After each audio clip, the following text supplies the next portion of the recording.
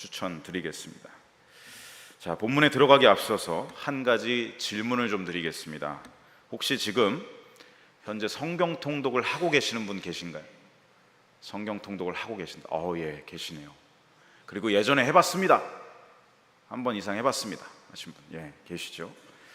아마 성경 통독을 하고 계신 분들이나 하셨던 분들은 공감이 많이 가는 부분이 계실 겁니다. 우리가 성경 통독을 창세기부터 시작을 하면요, 창세기 5장쯤에서 위기가 한번 찾아옵니다. 계속 뭐가 반복되죠? 누가 누구를 낳았더라, 누가 누구를 낳았더라. 이거 마치 그거 같습니다. 양 한 마리, 양 두 마리, 양 세 마리. 이게 우리에게 잠을 아주 솔솔 들게 만드는, 아주 이 수면 상태로 인도하는 그런 말씀이기도 한데요, 하나님께서 우리의 그런 연약함을 아셨는지, 육신의 연약함을 아셨는지 창세기 5장 21절을 가면 유독 우리 눈에 확 들어오는 사람, 한 사람을 배치해 주셨습니다. 그게 누구죠? 우리가 너무나 잘 알고 있는 에녹입니다.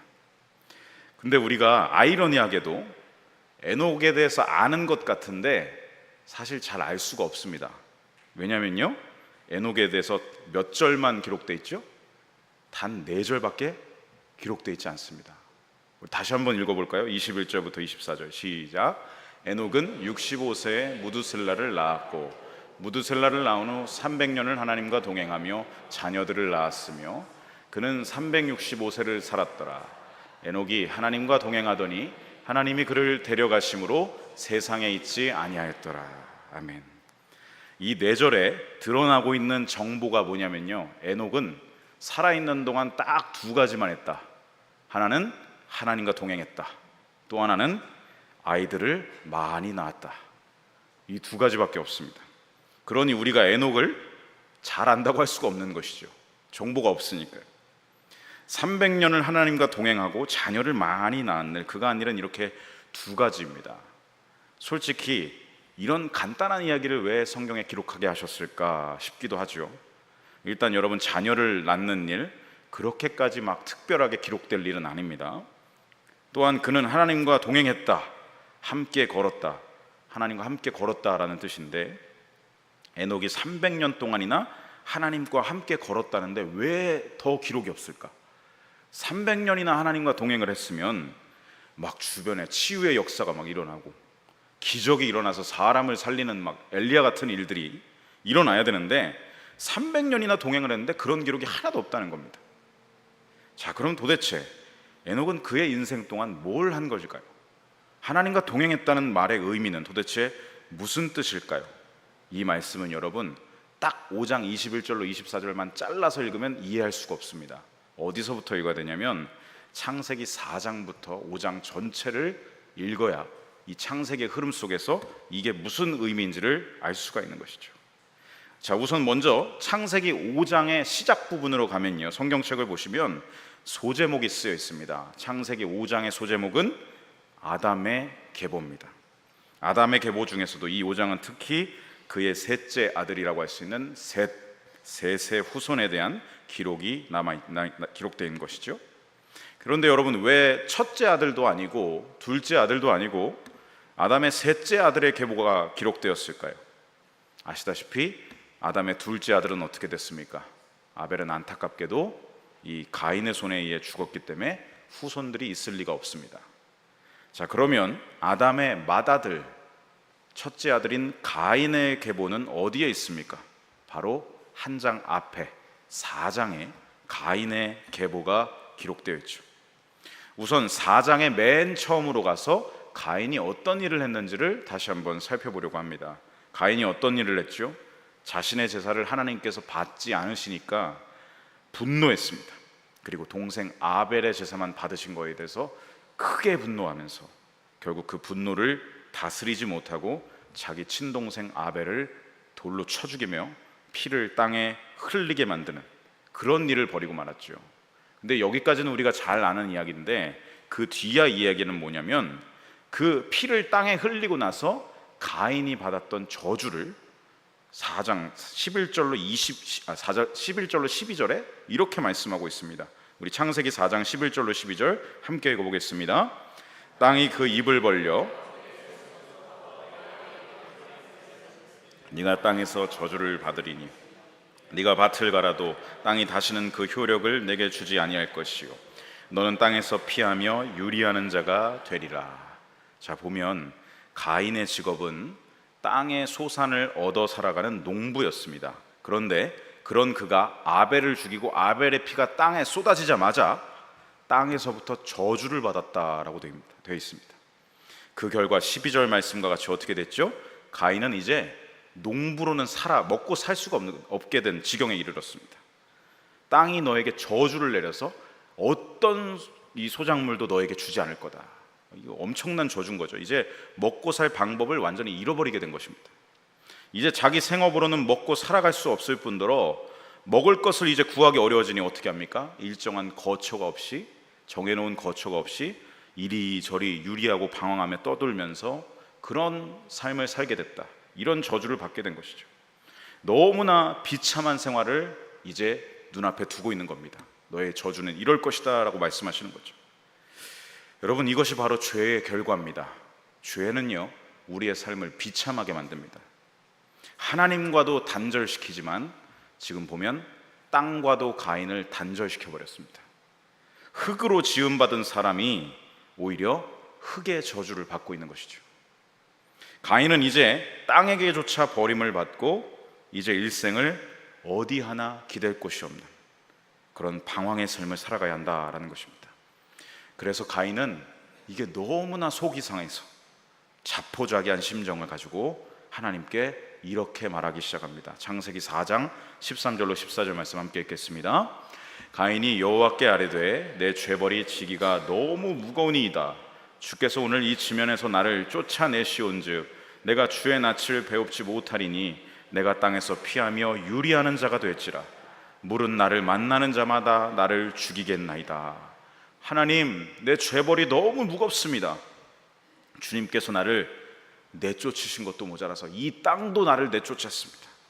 내가 이제는 누구를 주님의 낯도 배울 수가 없고 땅에서도 살 수가 없으니 이리저리 헤매며 어디 하나 기댈 곳 없이 방황하는 자가 되겠습니다. 결국 그렇게 떠돌다가 나를 만나는 자마다 나를 죽이려 들 것이고 나는 길에서 객사할지도 모르겠습니다. 이제는 하나님께도 땅에게도 버림을 받으니 어디에서도 따뜻한 관심과 보호가 없습니다. 이제 자신에게 아무것도 없다는, 이제 난 죽음뿐이라는 그 심정을 하나님 앞에 토로했던 거죠. 여기서 특별히 쫓아내다 14절에 보면 이 쫓아내시온 적이, 쫓아내다는 히브리어 원어로 깨라쉬인데 이 뜻이 무엇이냐면 밀어내다, 인연을 끊다, 이혼하다입니다. 그러니까 하나님과의 인연이 끝났다, 하나님과의 관계가 끊어졌다, 하나님이 나를 밀어내셨다라는 뜻을 가지고 있는 거죠. 그렇게 이제는 어떤 관계도 보호도 없이 이리저리 방황하며 누가 나를 죽이진 않을까? 객사하지 않을까? 염려하며 살아가야 하는 삶. 분노로 사람을 죽이고 난 대가가요, 이제는 사람을 두려워하면서 사는 삶이 되어버린 것이죠. 더군다나 큰 문제는 무엇입니까? 가인 때문에 아무 죄가 없는 가인의 후손들도 이 저주를 덩달아 받게 되었다는 것입니다. 그러니 가인이 이 죄벌이 너무 무겁다고 하나님께 호소하는 것이죠. 하나님, 나를 밀어내시는 건 알겠는데 이건 아닙니다, 이건 너무 과중한 처벌입니다 라고 호소를 한 것입니다. 하나님은 그의 간절한 호소를 들으시고 15절에 보면 이렇게 말씀하십니다. 15절 함께 읽어보겠습니다. 그에게 이르시되 그렇지 아니하다. 가인을 죽이는 자는 벌을 7배나 받으리라 하시고 가인에게 표를 주사 그를 만나는 모든 사람에게서 죽임을 면하게 하시니라. 가인을 죽이는 자, 가인을 해하는 자는 벌을 7배나 받게 될 거다. 내가 이 증표를 너에게 주마. 이걸 사람들에게 보여줘. 그러면 누구도 너를 해하지 않을 거다. 누군가로부터 죽음을 당하는 것을 하나님께서 막아주시는 것입니다. 하지만 변하지 않은 것은 있습니다. 바로 그가 여전히 이 땅에서 유리하고 방황하며 살아가야 하는 삶에는 변함이 없습니다. 자신이 지은 살인의 죄로 인하여 하나님과의 관계가 끊어진 채 살아가는 것은 피할 수 없는 벌이었던 것이죠. 자, 이렇게 하나님을 떠나서 살아간 가인, 그리고 가인의 계보에 담긴 이 후손들은요, 죄로부터 시작된 이 자신들의 두려움, 사람들이 나를 해하지 않을까? 이 한계의 문제를 스스로 해결하려고 애를 쓰기 시작을 합니다. 하나님의 뜻과 하나님의 약속이 주어졌는데도, 너를 해하면 내가 7배나 벌을 줄 거야, 이 약속이 주어졌는데도 그 약속을 무시한 채 자신들의 뜻과 방법을 가지고 살아남으려는 시도들을 계속해 나아가게 되죠. 창세기 4장 16절에 보시면 그것이 바로 시작되고 있습니다. 우리 16절 말씀 함께 읽어보겠습니다. 가인이 여호와 앞을 떠나서 에덴 동쪽 놋 땅에 거주하더니, 이 놋은 히브리어로 노드라는 뜻인데, 이 원어인데 이 의미는 뭐냐면 도망하다, 떠돌다, 탄식하다라는 뜻입니다. 그러니까 그가 에덴에서 나와서 어디에 갔느냐? 도망의 땅, 떠도는 땅, 탄식만 있는 땅에 가서 살게 되었다는 것이죠. 거기 가서 어디 하나 정착할 수 없이 계속 떠돌아다니면서 오늘은 여기고 내일은 저기구나, 정착할 수 없는 삶을 살게 되었다는 것입니다. 그래서 이 놋 땅에서 가인이 제일 먼저 한 일이 다음 17절에 기록되어 있습니다. 함께 읽어보겠습니다.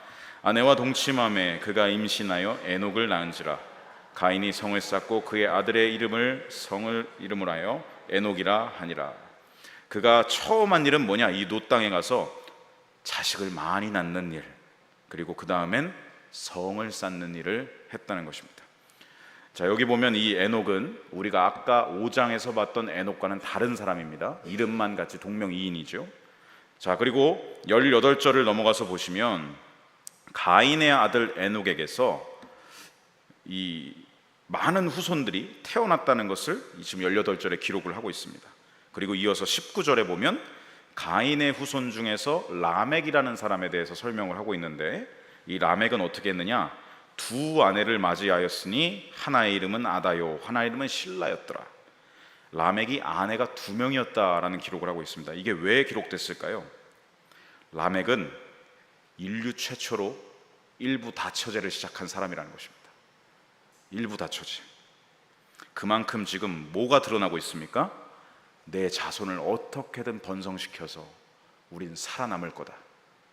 우리는 땅에서 저주를 받는 게 아니라 우린 강성한 민족이 되어서 살아남을 거다라는 이 가인의 어떤 악에 바친 그 욕망이 지금 후손들에게서 지금 실현되고 있는 것이죠. 우린 누군가에게 죽음을 당하지 않아. 정복하면 정복했지.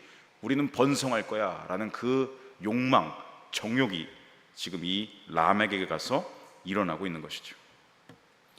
가인의 후손들에게 바로 그 죄의 욕망이 있다는 것을 여기서 보여주고 있습니다. 이렇게 늘 자기 보호에 배고팠던 가인과 후손들, 그리고 보호를 넘어서 우리가 이 땅을 점령하고 말 거다라는 그 정복 욕구, 어떻게 해서든 자손을 많이 낳아서 세력을 확장시키려고 했던 것입니다. 아까도 보셨지만 가인은 스스로를 보호하기 위해서 성을 쌓아 올렸다라고 되어 있습니다. 그리고 그 성의 이름을 아들의 이름을 따서 에녹성이다라고 불리게 됐죠. 이 가인은 어땠습니까? 하나님께 안전을 보장받았습니다. 7배로 벌을 줄 거야, 누구도 너를 건드리지 않을 거야 라는 약속이 주어졌는데 그것만으로는 불안했던 거죠. 그러니 성을 쌓고 자기를 보호하는 방어막을 설치해 놓은 겁니다. 그렇게 죄와 불안과 욕망이 한데 설켜서 가지치기처럼 뻗어나가는 그 가인의 후손의 계보가 이렇다는 것이 지금 4장에 계속 이어지고 있는 것이죠. 가인에서 에녹으로, 에녹에서 이라스로, 이라스에서 무야엘로, 무야엘에서 무드사엘로, 그리고 라멕으로. 그리고 여러분, 이 라멕이 하고 있는 말이 굉장히 무서운 말이 있는데요, 창세기 4장 24절을 보면 함께 읽어보겠습니다. 가인을 위하여는 벌이 7배일진데 라멕을 위하여는 벌이 77배이로다 하였더라. 라멕을 위하여는 벌이 77배가 된다. 이거 하나님이 말씀하신 적이 있습니까? 약속하신 적 없습니다. 이 말은 하나님의 약속이 아니라 라멕이 자기를 위해서 합리화하기 위해서 만들어낸 말입니다. 하나님은 가인의 후손으로 이어질수록 가인의 후손을 해하는 자가 있으면 내가 그들에게 가증 처벌을 내리겠다라는 말씀은 한 번도 하신 적이 없어요. 그러면 이 말은 무슨 말이냐? 여러분, 람에게 이름의 뜻은 정복자라는 뜻입니다. 즉, 그는 나를 해치려는 사람 어디 한번 나와봐, 내가 77배로 갚아줄 테니까, 요걸 무기로 삼아서, 요걸 칼로 삼아서 계속해서 땅을 정복하고 점령하면서 살아갔다는 것이죠. 굉장히 무서운 사람이었습니다. 이렇게 죄로 인하여 하나님께로부터 끊어져서 보호받지 못한다는 두려움을 넘어서서 오로지 이제 우리가 이 땅을 점령하겠다, 그게 지금 이 77배의 보복에 담긴 람에게까지 확장되고 있다는 것을 우리가 함께 보고 있는 것입니다. 이것을 통해 하나님은 우리에게 무엇을 보여주시는 것입니까? 죄가, 한 사람으로 말미암아 들어왔던 그 죄가 점점 더 세상에 가득 차고 관영하고 있다는 것을 우리에게 보여주고 계신 것이죠. 점점 더 여러분, 가인의 후손들은 번성해 갔습니다. 자기 욕망을 무기로 삼는 죄의 세상으로 세상이 바뀌어져 가고 있던 것이었죠. 세상이 암흑천지가 되어가고 있다는 것입니다. 그러던 중 창세기 4장 26절 가장 끄트머리에 하나님은 한 줄기 빛과 같은 소식을 우리에게 보여주십니다. 우리 함께 읽어보겠습니다. 셋도 아들을 낳고 그의 이름을 에노스라 하였으며 그때 사람들이 비로소 여호와의 이름을 불렀더라. 그때의 사람들이 비로소 여호와 이름을 불렀더라. 가인의 계보에서는 찾아볼 수가 없었던, 하나님의 이름을 부르짖었다는 말은 한 번도 없었는데, 지금 여기 아담의 셋째 아들 셋의 계보에서부터 드디어 하나님을 향해 부르짖는 사람들이 나타나기 시작했다는 것이죠. 한 줄기 빛과 같은 의의 계보가 시작되고 있는 것입니다. 그렇게 하나님의 언약이 지속되는 이 계보, 아담의 계보가 창세기 5장부터 기록되어 시작되고 있는 것이죠. 자, 이렇게 오늘 본문의 주인공 에녹은 아담과 셋으로 이어지는 하나님의 이름을 부르짖는 자들의 계보 5장에서 첫 등장을 하고 있는 것입니다. 그래서 이걸 보면 어떤 비교를 할 수 있냐면, 가인의 자손, 정복자라고 불리는 람에게 삶과 그리고 셋의 자손, 하나님과 동행한 에녹의 삶이 서로 비교되게 됩니다. 람액이 77배의 복수를 칼과 무기로 삼아서 정복자로 살았다면, 세상을 지배하려고 온갖 노력을 다하는 삶을 살았다면, 에녹은 어떠했는가? 그는 잠잠하게, 시끄럽지 않고 잠잠하게 하나님과 동행하는 삶, 하나님과 홀로 함께 걸어가는 삶을 살아갔다는 것입니다. 여러분, 에녹은 자기 혼자만 그렇게 산 게 아니라 자기 자녀들에게도 그 아버지 에녹의 그 신앙을 자기 자녀들에게도 전수해 줬습니다. 여호와 이름을 부르는 신앙을 전수해 줬습니다. 왜냐하면 그의 이름의 뜻이 무엇이냐면, 에녹의 이름의 뜻은 감화시키다, 가르치다 라는 하나크라는 말에서 유래된 말, 그게 바로 에녹이었습니다. 그러니까 에녹은 신앙을 전수하는 사람, 신앙을 가르치는 사람, 어떻게든 자기 다음 세대에게 신앙을 전수하는 사람이었다는 것이죠. 람에게 이름의 뜻, 정복자, 계속해서 사람을 죽여가는 그 정복자의 뜻과는 완전히 정반대의 이름의 뜻을 가진 게 바로 에녹이었던 것입니다. 즉, 라멕과 에녹 똑같이 자녀를 많이 낳았지만 그 둘에게 다른 것이 무엇이었습니까? 라멕은 하나님 없이 사는 죄의 열매들을 자녀들에게 전했고, 에녹은 하나님과 동행하는 삶이 무엇인지 그 열매를 자녀들에게 보여주었던 것이죠. 그게 바로 하나님과 동행했다, 그가 무슨 일을 했는가가 이것으로 드러나고 있는 것입니다. 히브리서에 보면 에녹에 대해 조금 더 구체적으로 기록을 하고 있습니다. 믿음장이라고 부르는 우리 히브리서 11장 5절 6절 말씀 함께 읽어보겠습니다. 믿음으로 에녹은 죽음을 보지 않고 옮겨졌으니 하나님이 그를 옮기심으로 다시 보이지 아니하였느니라. 그는 옮겨지기 전에 하나님을 기쁘시게 하는 자라는 증거를 받았느니라. 믿음이 없이는 하나님을 기쁘시게 하지 못하나니 하나님께 나아가는 자는 반드시 그가 계신 것과 또한 그가 자기를 찾는 자들에게 상 주시는 이심을 믿어야 할지니라. 아멘. 이 말씀을 보면 하나님과 동행했다라는 이 한 줄의 말에 얼마나 많은 이 의미가 들어있는지를 깊이 알 수 있게 됩니다. 5절을 다시 보면요, 에녹은 하늘로 옮겨지기 전에 하나님을 기쁘시게 하는 자다라는 하나님의 인정을 받았다고 합니다. 이 인정의 핵심이 바로 그의 믿음이었다라고 지금 말하고 있는 것인데요, 히브리서의 기자는 그의 믿음이 무엇이었는가 6절에 두 가지를 기록하고 있습니다. 첫 번째, 반드시 하나님이 살아계시다는 것을 믿는 믿음. 두 번째, 그 살아계신 하나님을 찾으면, 하나님 붙잡고 하나님과 동행하면 하나님은 자신을 찾는 자들에게 상 주시는 이심을 믿는 믿음. 이게 바로 에녹의 믿음이었다는 것이죠. 이 믿음이 하나님의 마음을 기쁘시게, 너는 내가 너무나 기뻐하는 자다라고 인정받을 정도로 그러한 믿음이었다는 것입니다. 여러분, 그러면 하나님께 에녹의 이 믿음이 왜 그렇게 기쁨이 되고 중요하셨을까요? 이 믿음이 왜 그렇게 하나님 앞에 중요했는가? 아까도 말씀드렸습니다. 창세기 4장 어떤 시대였습니까? 에녹이 살아갔던 때를 생각해 보십시오. 가인에서 라멕까지 세상은 점점 하나님과 상관없는 사람들의 삶, 모두가 하나님을 떠나서 야, 하나님 없이도 우린 잘 먹고 잘 살 수 있어, 성을 만들어내고 거기서 막 칼을 만들어내고 정복하면서 떵떵거리면서 힘을 과시하던 악의 시대가 이 에녹이 살던 시대였습니다. 죄가 가득 차고 있는 그런 시대였습니다.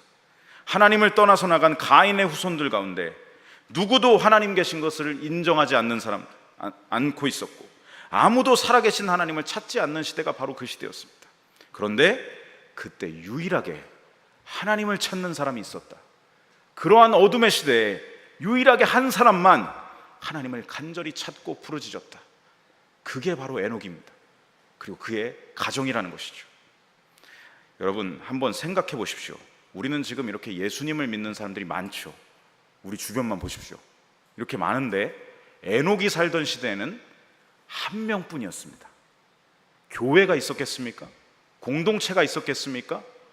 그냥 하나님을 부르짖는 예배를 드려도 어떻게 하느냐?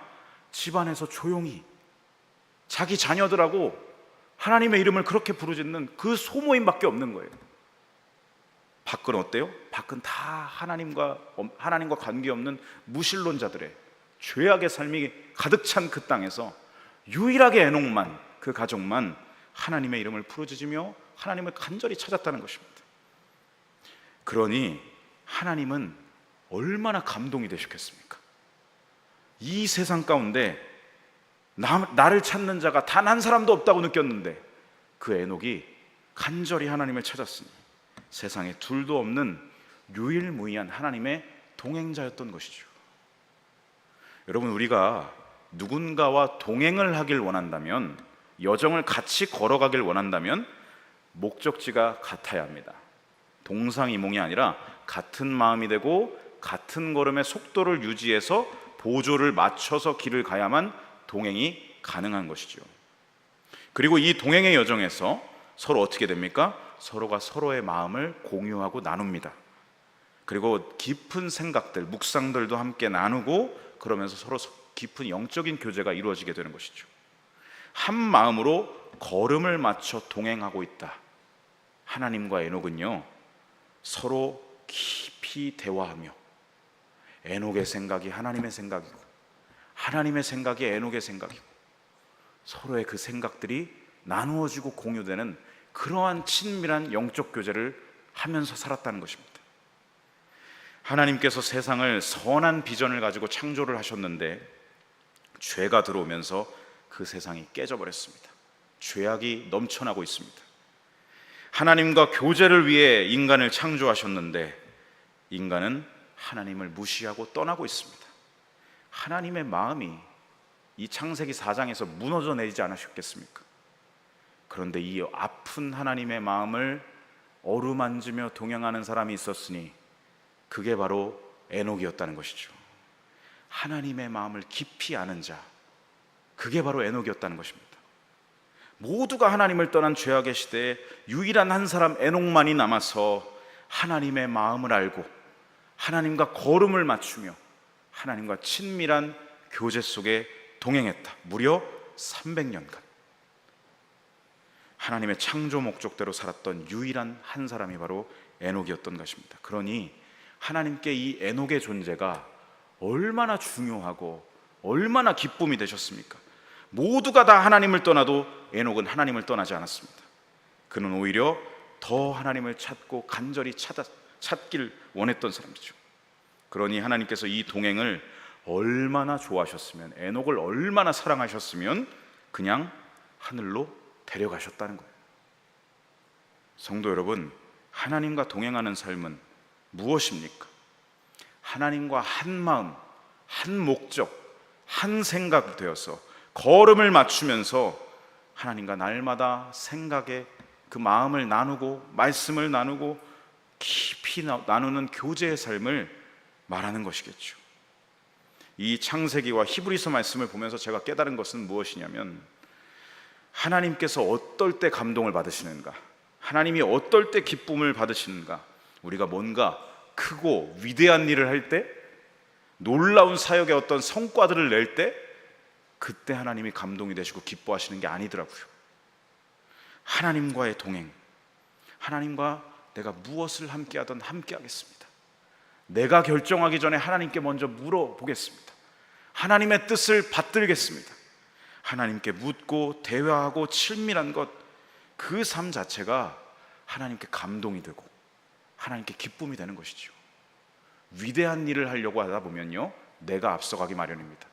하나님과 보조를 맞추는 게 아니라 내가 그냥 직진을 해버릴 때가 많아요. 우리 지지난 금요일에 봤던 바울이 아시아 선교를 계속 고집했던 그 모습, 그게 바로 하나님의 뜻과는 상관없이 내가 직진하겠다, 내가 위대한 일을 할 거다, 그 부작용이 아니겠습니까? 하나님은 위대한 일을 하는 사람을 찾는 게 아니라 당신과 친밀한 사람을 기뻐 찾으십니다.